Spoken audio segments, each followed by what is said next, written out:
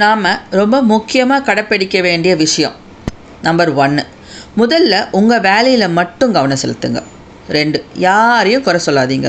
3, மற்றவங்கள குறைச்சி மதிப்பு போடாதீங்க.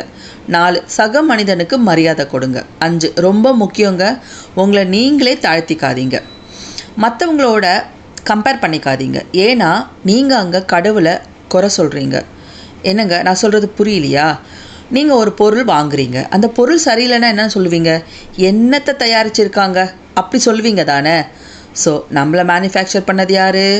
கடவுள். இப்போ புரியுதா?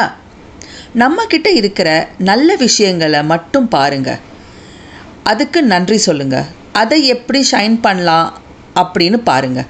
அதை விட்டுட்டு அடுத்தவங்க என்ன செய்கிறாங்க அப்படின்னு பார்த்துட்டு டைம் வேஸ்ட் பண்ணாதீங்க. ஏன்னா அவங்கெல்லாம் அடுத்த கட்டத்தை நோக்கி போயிடுவாங்க, நம்ம அங்கேயே தான் நிற்போம்.